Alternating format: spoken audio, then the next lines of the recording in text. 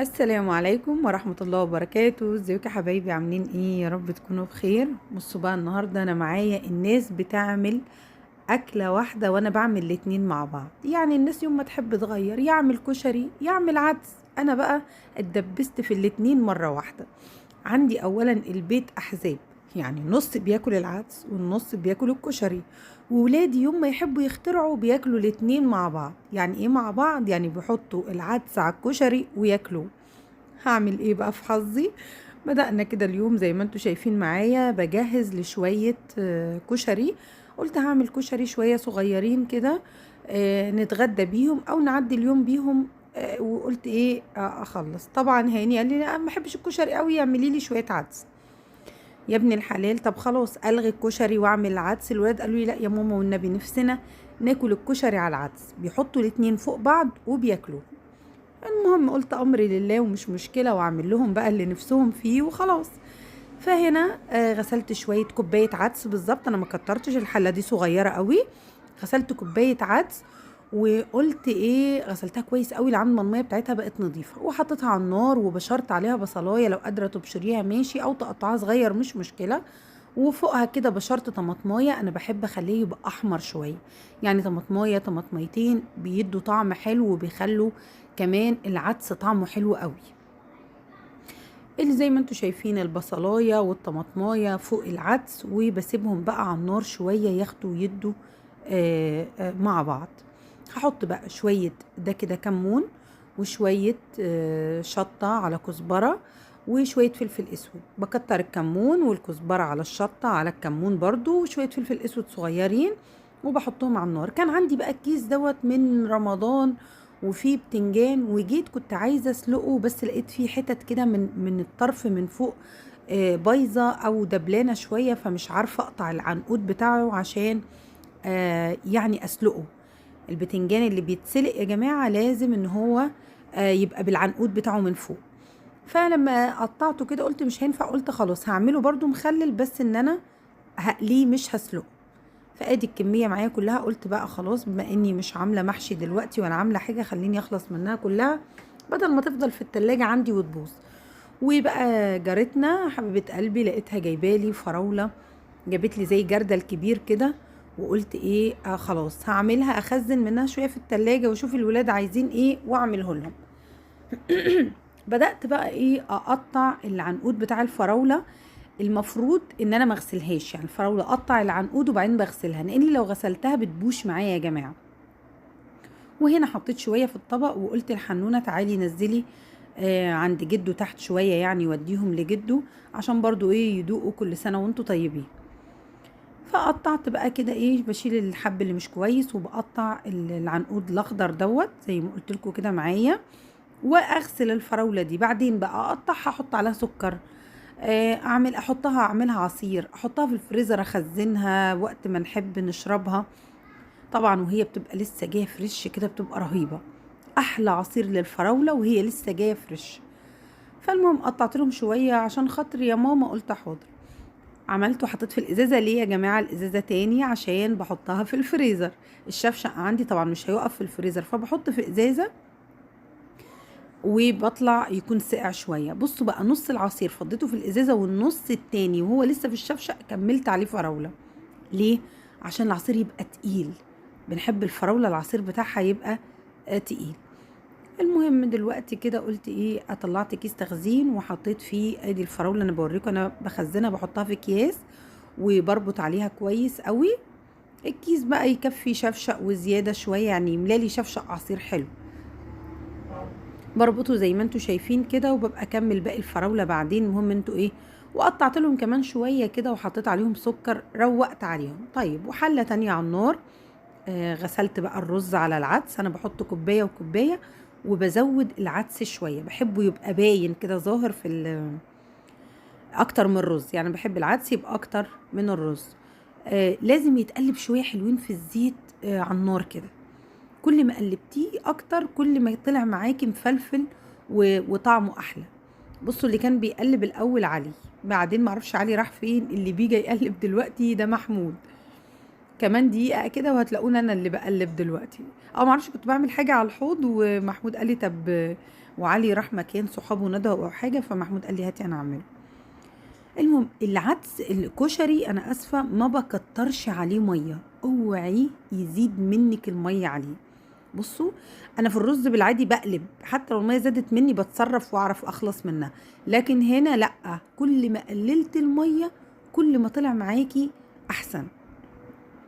بصوا ميه خلصت خالص منه، حطيته على العين الصغيره اللي ورا والشياطه تحته ووطيت عليه، وادي العدس. بصوا بقى طلعوا شويه عدس مش ممكن، حلوين قوي قوي قوي، وطعمهم كمان جميل. وجربوا بقى فكرة ولادي في انك تحطي الكشري على العدس ده كده، هيعجبكم على فكرة، وطعمها حلو يعني. انا بحب الفكرة دي زي ما انتوا شايفين كده. وبدأت اقلي بقى في شوية البتنجان هنا معايا، بنزله كده في الطاسة، بشقه كده من النص وبنزله بقى ايه في زيت يعتبر غزير شوية، وبفتح من النص عشان تستوي البتنجانة من النص كويس. هعمل الدقة بقى بتاعة البتنجان. بصوا هي يستحسن انها تكون كلها احمر، يعني فلفل احمر، بس انا للاسف ما عنديش فلفل احمر، فقلت خسارة بقى مش هرميهم، يعني اعمل بقى بالموجود عندي. قطعت فلفل احمر وفلفل اخضر وشوية توم حلوين كده. بصوا طبعا بقلب في البتنجان، يعني بعمل في الدقة وفي نفس الوقت بقلب في البتنجان وبفتح. هنا خلاص طفيت على العدس دلوقتي عبال ما اخلص. شوية كزبرة ومعايا شوية ملح حلوين كده عشان الحدق بتاعها يبقى كويس، وشوية كمون كمان لو ايه لو عندك كمون. بصوا ده ليمون انا عصرة بتاع 3-4 ليمونات، بس قلت اصفيهم عشان البذر كان فيهم، وشوية خل زي ما انتوا شايفين. ودي الدقة بقى بتاعت، بس يا سلام بقى لو الفلفل ده احمر، يا بيطلع حاجة تانية. بهرسهم كويس بقى في الكبة زي ما انتوا شايفين كده، وبلم الجناب عشان ما يبقاش فيها حتت كبيرة، وهديهم كمان ضربة كده، وابتدي ايه انزلهم بقى في طبق لعند ما اخلص البتنجان، وابتدي احشيه. بصوا يا جماعة رهيبة، وبتقعد في التلاجة ما شاء الله من اسبوع لاسبوعين كمان، ما بيجرالهاش اي حاجة. شوية كمون تاني على شوية شطة على كزبرة تاني، وبقلب بقى واظبط الحدق بتاعها وادوقه كده، وارجع ايه اظبط الحدق تمام. وادي يعتبر الدقة معايا خلصت. هنا هحط فصين توم عشان اعمل زي طشة كده للعدس، وشوية ملح، وهدقهم بقى مع بعض كده. ادي البتنجان اهو طلع من على النار، هبتدي اظبطه كده واعدله، ارصه كويس في الطبق، يعني اخلي شكله حلو كده واجهزه على الحشي على طول، يعني عشان احط احشي فيه على طول. بصوا من جوه مستوي ما شاء الله، هو مولع لسه طالع من الزيت. حاول بقى اظبط ايه الشكل بتاعه كده، وامسكه واحده واحده واحشيه من جوه. انا بحب ارش عليه شويه برضو اللي هي الخلطه اللي انا بعملها، اللي هي الكمون على الكزبره على الملح على الشطه، بتديله حدق للبتنجانه نفسها، يعني البتنجانه نفسها بتبقى متحدقه كده قبل ما احط عليها الدقه بتاعتها. وبحشي بفتح بقى، انا طبعا مجهزاهم على طول على الحشي فما بياخدوش معايا وقت، احسن ما امسك واحده واحده اقعد افتحها، ولا كده كله جاهز وبالمعلقه وكله ايه في ثواني. طبعا انا لسه عندي رصه تانية موجوده في الزيت اهيت قدامكم هتخلص وبعدين ابقى احشيها. عملت هنا ايه بقى التوم اللي انا دقيته في شويه زيت، وابتدي اشوحه عشان احطه على الكشري على العدس. وكمان لو بصله بقى تحمري بصله كده نص تحميره، وبعدين تنزلي عليها بالتومه وتحمريهم، وبعدين ايه بقى تنزلي بيهم على العدس، بيبقى رهيب. بس انا كنت مستعجله بقى وهم خلاص كانوا جاعوا، يلا يا ماما يلا يا ماما، قلت يلا بقى مش مشكله. تنزلي بقى بالدقه دي زي ما انت شايفه كده، تبقى احلى حاجه الطشه دي، بتخلي طعم العدس جميل يا جماعه. وادي كده يعتبر الكشري معايا خلص، وادي العدس تمام، وكمان الدقه بتاعت البتنجان. طلعت كمان رصه بتنجان وحطيت الرصه التانية اهي معايا. وهنا بقى قلت هعمل شوية سلطة صغيرين مع طبعا الكشري اساسي مع السلطة لازم، يعني ما نقدرش نستغنى عن السلطة. فانا السلطة بتاعتي خلاص انتوا حفظتوها يعني. اللي هي طماطمايه و خيارايه وقرن فلفل وشويه جرجير بقى، اكترهم ما بيحبوا الجرجير عندي شويه، يعني بيحبوا الخضره في السلطه اكتر من الطماطم. وهنا علي بيرص طبقين كده عشان ايه هنحط خلاص ننزل بالاكل يعني. سامحوني معلش.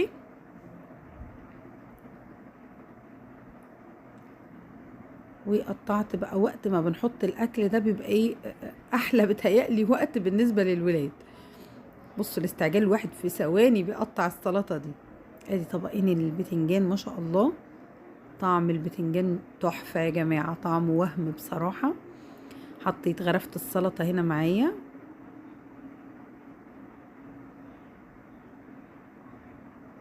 بصوا تحسوا ان احنا لسه مش قادرين نطلع من اجواء رمضان. الطبلية بقى لازم تتحط، والرص الاكل ده سواء غدا بقى سواء بالليل عشاء ايا كان الوقت اللي احنا بنحط فيه الاكل. معرفش انا حاسه صراحه انها اتعودنا عليها، وتحس انها مريحه في القعده، مريحه في الاكل، مريحه كده في الاجواء كمان نفسها. المهم يعني وادي بقى الكشري ما شاء الله. بصوا هم يا دوب يعني 3 طباق صغيرين ما يغل. بصوا اللي في الجنب ده انا ما انتبهتش عليه خالص. المهم ادي بقى الكشري، وادي بقى الايه الغدا بتاعنا النهارده كده. او بصوا يا جماعه احنا بتبقى وجبه فطار، والوجبه التانية بتاعتنا بتبقى تقريبا اللي هو بين عشاء وبين غدا، يعني على المغرب بعد المغرب كده بيبقى هو وجبتين في اليوم، فطار وعشاء وخلصنا من الموضوع.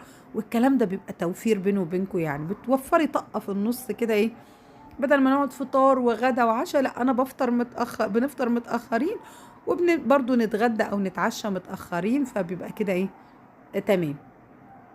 شويه عدس بقى تحفه، حاجه كده رهيبه، والسلطه. وبصوا بقى بعد ما اكلنا عملت فنجان قهوه، اهم حاجه فنجان القهوه ده. وباقي معايا شويه البتنجان دول، قلت بقى اما اعملهم واحطهم في علبه. كان البتنجان ده برد خالص، كنت مستنيه ان هو يبرد عشان احطه في التلاجة ما يبقاش ايه سخن يعني. فالمهم بعد ما برد خالص حطيت فيه بقى الدقه كده من جوه واحده واحده كده، وبدات اقفله كده واحطه ايه جوه العلبه عشان احطه بقى يتخلل في التلاجة. ووقت ما نبقى عايزين، مش شرط يتخلل يعني، وقت ما نحب ناكل منه نطلع ايه ناكل، يبقى جاهز على طول على الاكل. وما شاء الله والله يا جماعه ممكن يقعد بالاسبوعين ما بيجرالوش اي حاجه. شويه بتنجان بقى بدقه حكايه، بجد جربوا الدقه بتاعت البتنجان بالطريقه دي هتعجبكم جدا.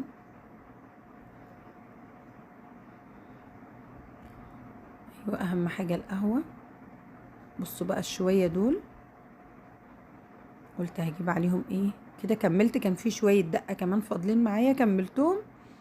هحط بقى شويه خل وانزل بقى بقيه الميه دي على البتنجان عشان يبقى في صوص كتير كده يعني.